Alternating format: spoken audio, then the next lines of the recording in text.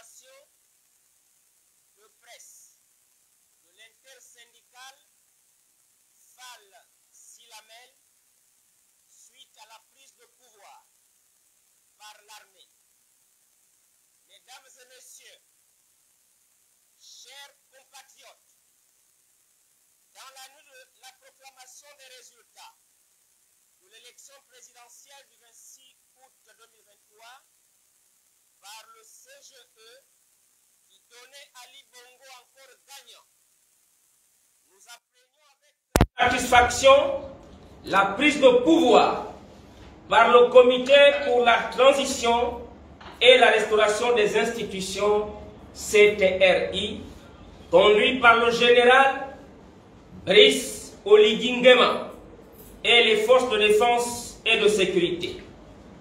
L'ensemble de la classe politique gabonaise, les confessions religieuses, la société civile et d'autres composantes de notre société ont salué et soutenu l'acte, car celui-ci vient mettre fin à plusieurs longues années de souffrance, de mépris, de division et d'injustice.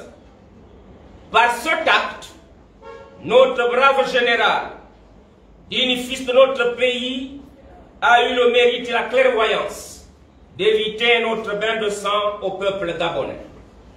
Nous, agents municipaux de la commune de Libreville, regroupés au sein de l'intersyndicale Fall Silamel, soutenons sans réserve ce coup de force à l'endroit des Bongo et leur système criminel PDG.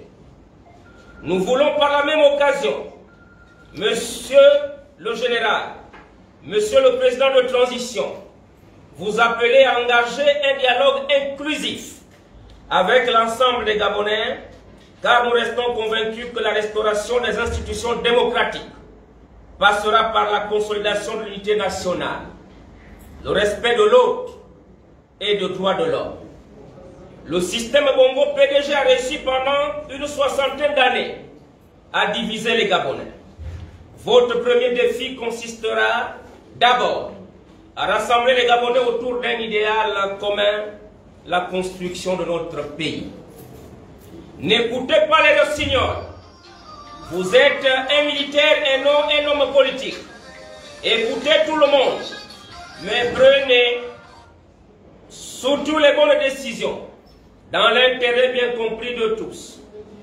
Monsieur le Président de la transition, devant la kyrielle des problèmes auxquels font face les agents municipaux, les syndicats de notre institution, regroupés au sein de l'intersyndicale Fall Silamel, ont entrepris depuis le mois de juin 2021. La mairie de Libreville traverse une crise sans précédent du fait du choix hasardeux des anciens dirigeants de notre pays. Notre institution s'illustre depuis 2021 par une gabegie innommable. Les organisations syndicales ont à maintes reprises attiré l'attention de plusieurs autorités de la République sur les dérives constatées. Malheureusement, ces cris d'alerte n'ont jamais trouvé un écho favorable. Nous nous sommes par conséquent interrogés sur l'indifférence affichée par les plusieurs autorités qualifiées de collégiens du bord de mer par rapport à cette situation devenue chaotique. Les différentes analyses menées sur la question nous ont amené à la conclusion selon laquelle les auteurs, sinon les responsables de cette situation, sont en réalité des personnes placées dans la haute administration ou le centre névralgique du pouvoir. Le comportement des responsables administratifs de notre institution devenait insoutenable. Le mépris et l'arrogance étaient les plats quotidiens servis aux agents municipaux. Les détournements de deniers publics, les recrutements massifs à tour de bras, les nominations au rabais et le clientélisme de tous ordres constituaient leur mode de gouvernance, faisant de la mairie de Libreville une zone de non-droit. Eu égard à ceux qui précèdent, l'ensemble des agents municipaux se joignent à nous pour saluer les nouvelles perspectives qui se présentent à nous depuis le 30 août 2023 avec l'avènement à la tête de notre État, des compatriotes qui ont pour ambition d'assainir l'ensemble des institutions du pays. C'est le lieu ici d'adresser une invite aux nouvelles autorités de transition, de tout mettre en œuvre pour accoler le processus de décentralisation dans ses vertus et ses objectifs.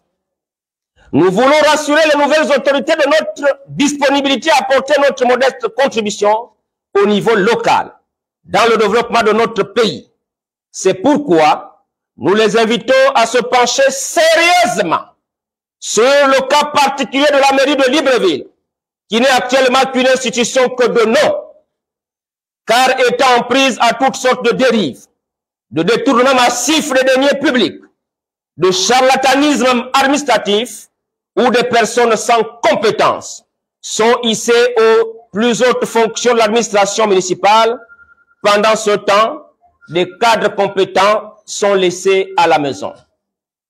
Monsieur le Président de la transition, les collectivités locales, particulièrement les mairies, concourent avec l'État central au développement économique, social, culturel, scientifique et sanitaire, l'administration et l'aménagement du territoire, à la protection de l'environnement et à l'amélioration du cadre de vie.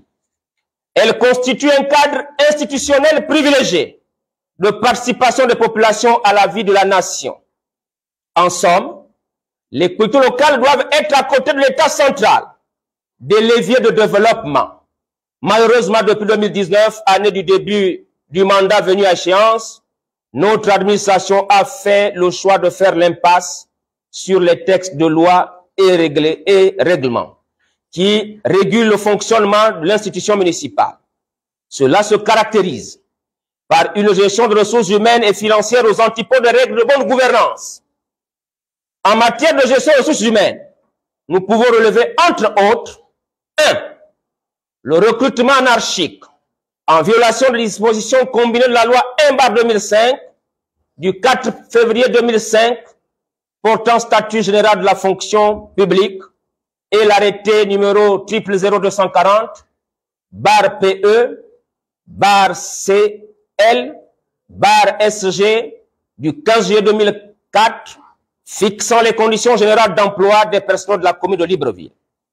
Il découle de cette situation que plusieurs centaines d'agents n'ont pas de poste de travail et sont payés sans être utilisés.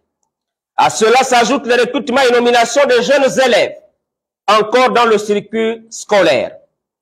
2. La nomination à des hautes fonctions des agents publics de l'État, admis à la mairie sans compétence, la seule et unique référence, activiste politique. Et surtout sans respecter les procédures requises en la matière et dont les parcours administratifs sont flous et aux compétences non éprouvées et non avérées. Ces derniers occupent des postes dits juteux et des positions stratégiques dont le seul but est de détourner les deniers publics à la mairie de Libreville. 3. La nomination des conseillers municipaux à des fonctions administratives en violation de l'article 94 de la loi organique relative à la décentralisation. Ils sont de ce fait juges et parties. En matière de gestion financière, la gabegie au sein de la mairie de Libreville a atteint un niveau qui sera difficilement égalé. Cette situation est due à l'absence d'outils de contrôle de nos responsables.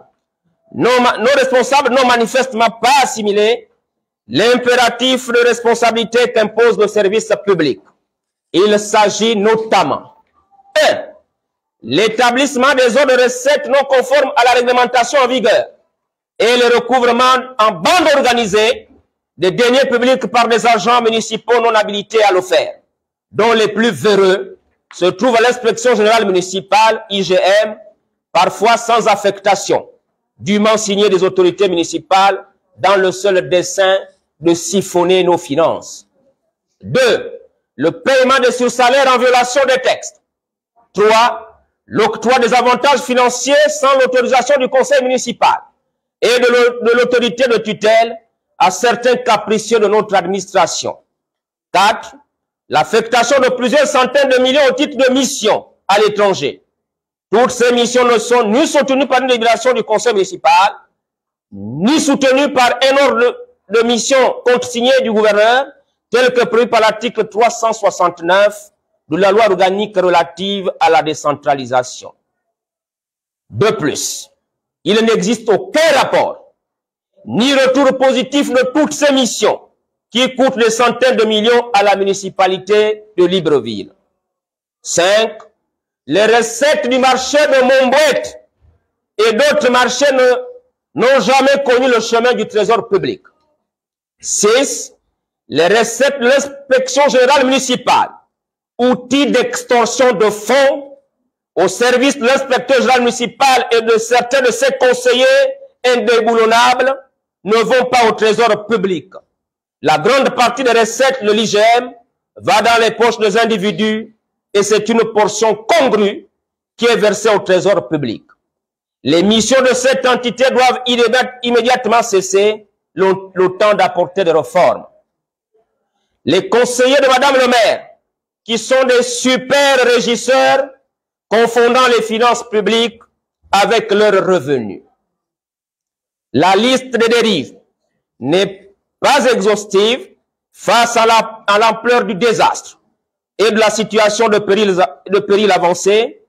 Il devient urgent et impératif qu'il soit donné une réponse appropriée et pertinente à cette situation. Nous avons épuisé toutes les voies de recours. Pour rappel, la mairie est toujours en grève. La crise sociale, débutée en 2021, n'a toujours pas trouvé d'issue à ce jour.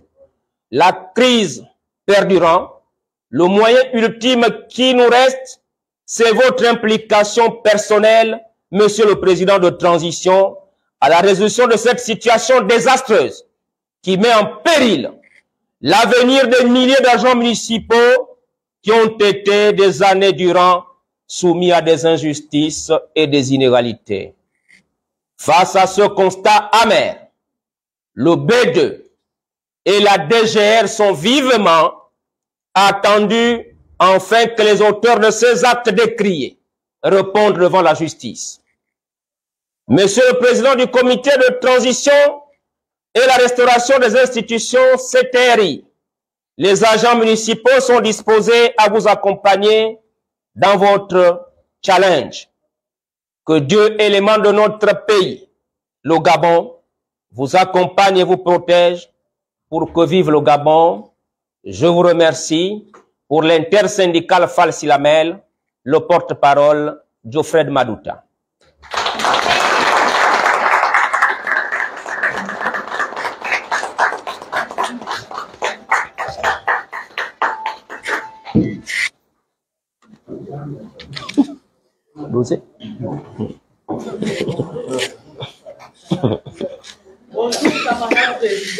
Bonjour. Ça va? C'est mieux. Ouais. Tu as comment fait ça? L'audio. Qui a fait l'audio? Qui a fait l'audio? Qui a fait l'audio?